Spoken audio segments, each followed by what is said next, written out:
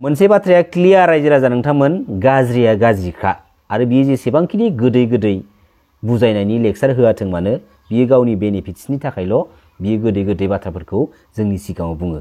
जोंनि पलिटिकेल सिस्टेमाव जोंनि बर' हारिनि साब्रै साबासो ओरैबायदि गाज्रि अहंकार गोसोनि पलिटिकेल लिडार दंना आरो बैफोर पलिटिकेल लिडारनि पलिटिकेल केरियारा आपकामिं 2025 बिटिसि बिसायख'थिनि गेजेरजों लाइफ टाइमनि थाखाय जोबस्रांलांनो थांगासिनो दङ। जाथि दानाया सोरनिबा बिगुरजों सा साज्रां सानब्रबनानै बुंनाय खोथा नङा, बे गोरबोनिफ्राय फैनांगोन। ओंखायनो जोङो दारि कमानिफ्राय लानानै जुजिगासिनो दङ। कार्बि आंलंआ दिनै 15 बोसोर इमप्लिमेन्ट जायाखै। मैया हरावबो दासिमबो जोङो नांलायबावदों जे कार्बि आंलंआ नेक्स्ट पार्लियामेन्टआव फैगोन ना फैया। आङो मैया बुंदों आसामनि सासे मन्थ्रिखौ, जों दिनै जि सुक्तिखौ खालामगोन बे सुक्तिया जुदि आखरे आखरे पालन जाया आं नोंनि न' लांगोनायाव थांना सुइसाइड खालामहैगोन होननानै। बेबायदि मोनसे जाथाय जालांबाय खनसे, आं बेखौ बुङाबाबो थानो हानाय नंला।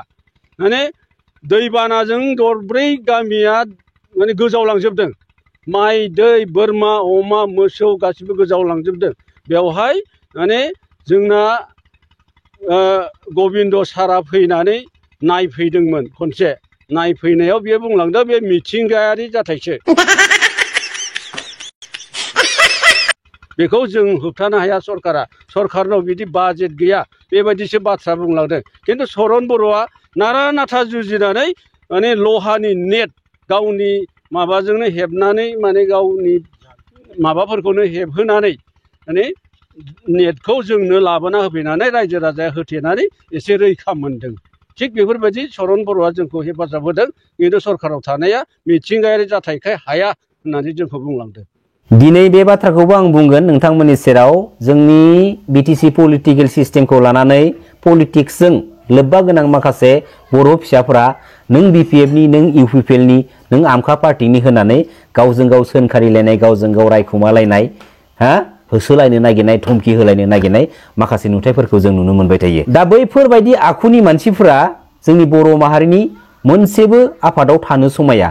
बियो माहारियारि आफादानो जा बा बि बबेबा मोनसे पलिटिकेल आफादानो जायाथों मानो, नंगौना नङा रायजो राजा नोंथांमोन? आरो बैफोरबायदि आखुनि मानसिफोरनि थाखायनो जोंनि ओनसोलाव माखासे दुंहाव थासारिफोरा सोमजिबाय थायो। बेखायनो बैफोरबायदि आखुनि मानसिफोरखौ जों मोनफ्रोमबो बिथिंनि बेलायाव चान्स आरो स्कप होनाङा। दिनै स्पेसियेलि जोंहा न'खराव मोननै पलिटिकेल पार्टि दङ, इउपिपिएल आरो बिपिएफ। दिनै इउपिपिएल पार्टिनि माखासे पार्टि लाभार्सफोरा बा दैदेनगिरिफ्रा बिपिएफ पार्टिनि दैदेनगिरिफोरखौ खर' गैयै जौ लोंग्रा जौ फाग्ला जेबो रोङै होननानै सोंखारियोमोन। नाथाय जेब्ला बिपिएफ पार्टिनि सोरबा दैदेनगिरिया इउपिपिएल पार्टियाव थांनानै जयेन जाहैबा ओरैबायदि गोरों जायो, ओरैबायदि इन्टेलेक्चुवेल जायो, ओरैबायदि सिबियो ना। दा गावसोरनि पार्टियाव थांनायावसो बिखौ गोरों होननानै रोंगौथि दं होननानै बिखौ सिबियो। नाथाय बे बिपिएफ पार्टियाव थानाय समाव बिखौ मानो सिबिनो रोंदिया? आपकामिं 2025 जानो गोनां बिटिसि बिसायख'थिया बांद्राय गोबाव सम गैला। बे समावनो बिटिसि एकर्डनि गेजेरजों बिटिसि गभर्नमेन्टखौ 17 इयार्स सालायबोनाय बिटिसिनि फर्मार डिपुटि सिइएम मानगोनां खाम्फा बरगयारी सारा बिपिएफ पार्टिनिफ्राय रिजाइन होनाय बिबानखौ एंगारनाय माखासे बाथ्राफोरखौ लानानै गोबां रोखोमनि गोबां सावरायबाय थानायखौ जोङो नुनो मोनदों। दिनै मानगोनां खाम्फा बरगयारी सारमोना 2003 बिटिसि एकर्डनि गेजेरजों जोंनि बिटिसि बिटिएडि एरियाखौ लानानै फार्स्ट टाइम पलिटिकेल रुलिंखौ लाबोजेननो हादोंमोन आरो बिथांमोनानो बे बिटिसिआव फार्स्ट टाइम मोनसे पलिटिकेल हानजाखौ जोनोम होदोंमोन। बेनो जाबाय बिपिएफ पलिटिकेल पार्टी आरो बिथांमोना बे बिपिएफ पार्टिनि थ्रुयैनो बिटिसि गभर्नमेन्टखौ 17 इयार्स सालायबोदों, जेराव मानगोनां खाम्फा बरगयारी सारा बे 17 इयार्सआव डिपुटि सिइएमनि चेयाराव जिरायनानै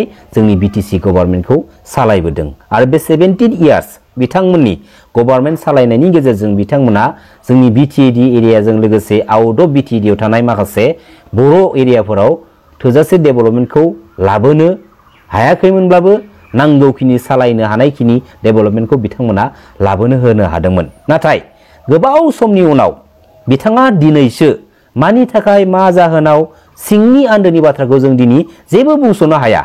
दिनै माखासे आन्दोनि बाथ्राखौ बिथांजों लोगोसे बिथांनि माखासे लेभेलनि लिडारफोरासो दिनै मिथिलायसिगौ। नंगौना नङा रायजो राजा नोंथांमोन? नाथाय दिनै हरखाबै जाय पार्टीखौ बिथांमोना बिटिसि एकर्डनि गेजेरजों जोनोम होदोंमोन जोंनि बिटिसि आव बे पार्टीनिफ्राय बिथाङा अकस्मात साडेनलि रिजाइन होनाय बाथ्राया थारैनो गमामायैनो जोंनि बिटिसि पलिटिकेल सिस्टेमाव एसे सोमोनांथावना माने थासारिखौ लाबोदों जायनि थाखाय बिथांनि रिजिगनेशन होनाय बाथ्रानि सायाव पलिटिकेल लेभेलाव गोबां रोखोमनि गोबां बाथ्राफोरखौ सावरायबाय थानायखौ जों नुनो मोनदों। बिटिसिनि फर्मार डिपुटि सिइएम मानगोनां खाम्फा बरगयारिनि रिजाइन होनायनि गुबै जाहोनफोरनि गेजेराव नैबेबो मोनसे गुबै जाहोन जानो हागौ जेराव बिथाङा 17 इयार्स बिटिसि गभर्नमेन्टखौ बिपिएफ पार्टीनि दैदेननायजों बिटिसिखौ सालायबोनो सुजुग आरो सुबिदा मोनदोंमोन आरो बिथाङा गावनि political केरियाराव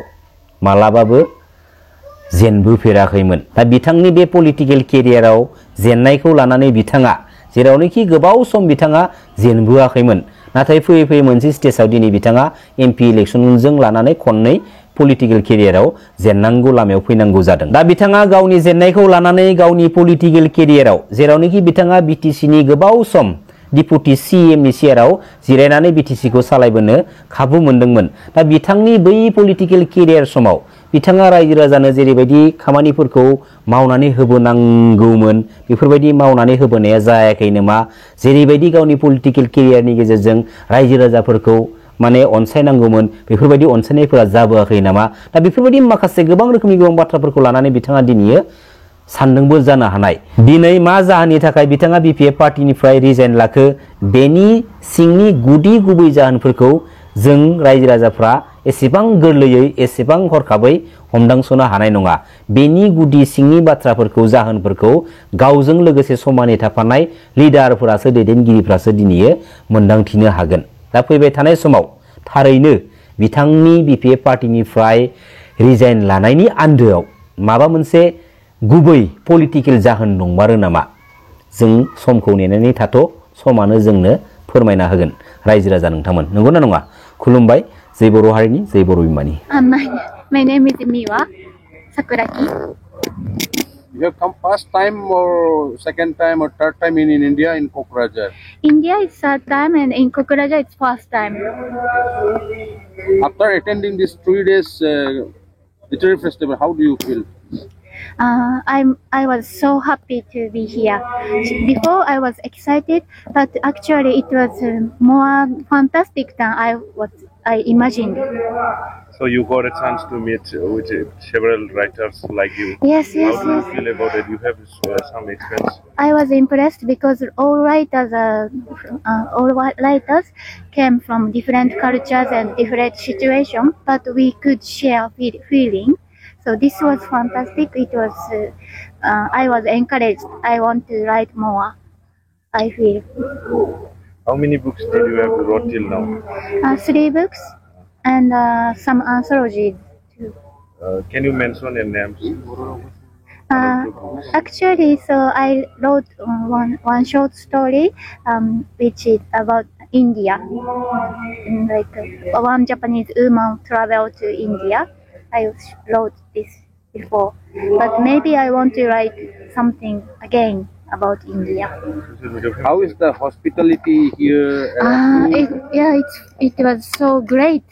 So I have a student from university, and they are all smart and they are so kind, and also the people who organized this event. We have seen you online. How do you feel? You became very famous in social media. It's thanks to the students. So I'm very appreciate and I'm happy because so I also feel same. So we are like a Similar. So I feel same like when I saw people, I could feel like they are my relatives, they are like my friends in Japan. I feel same. Okay. Thank you. Thank you.